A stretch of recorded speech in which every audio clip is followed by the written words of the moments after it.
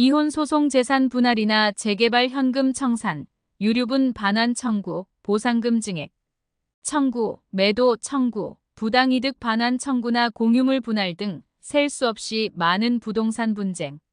소송의 과정에서 감정평가가 이뤄진다.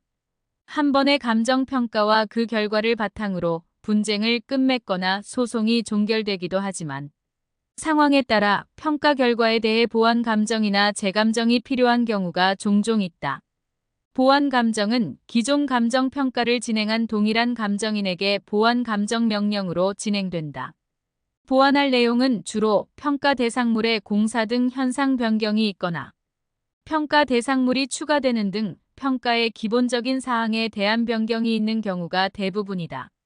나아가 토지의 지상권 설정 제한이 있는 경우, 타인이 점유하는 부분이 없는 정상 상태를 가정할 경우, 1단지를 상정한 경우 등 감정 조건을 부과될 때 토지 가격의 변동이 있는지, 그렇다면 변경되는 토지 단가의 산정을 요청하는 경우도 있다.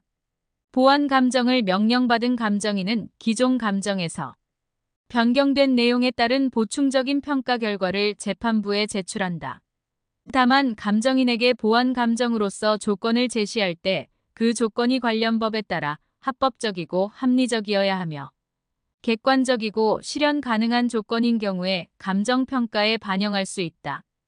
따라서 감정인은 제시받은 감정평가 조건의 성립 가능성 여부에 대한 검토를 선행한다. 한편 재감정은 대체로 기존 감정인과 무관한 새로운 감정인이 동일한 평가 대상에 대해 다시 감정평가하는 것을 말한다.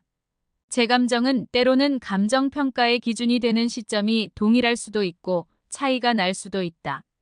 새로운 감정인이 동일한 시점에서 재감정하는 대표적인 사례로는 재개발, 현금 청산 또는 공익사업에 편입되는 토지 등의 보상이 있다. 이때의 감정평가는 강제 수용권이 발동되는 수용 단계의 가격 시점으로 시점이 계속 고정된 상태에서 진행된다.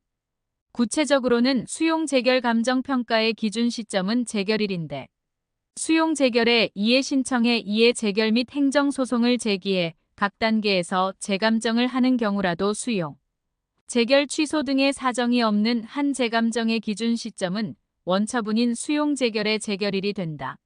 만약 2020년 1월 1일이 수용 재결일이었던 부동산에 대해 2023년 현재 행정, 소송 재감정이 진행돼도 재감정의 기준 시점은 여전히 2020년 1월 1일이다. 따라서 2023년 현재의 시장 가격은 고려 대상이 아니다. 10년을 다퉈도 계속 재결일인 2020년 1월 1일자를 기준으로 삼고 감정평가를 받게 되는 특징이 있다.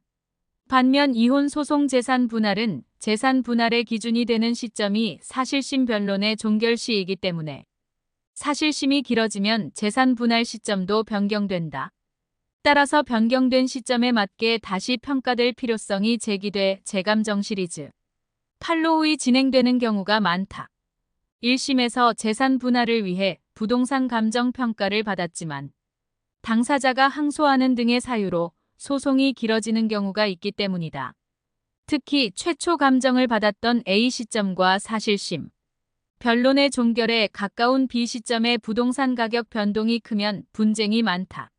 만약 1심의 법원 감정 시점이 2020년 1월 1일이었는데 항소 후 소송이 지속돼 2023년 현재까지 변론 중인 경우 2020년 1월 1일자 기준으로 재산 분할가액을 결정할 수 없기 때문에 현재 시점에서 변동된 부동산 가액으로 재감정을 신청하는 것이다. 물론 각 소송 당사자는 재감정하는 것이 궁극적으로 자신에게 유리할 것인지 먼저 검토해야 한다.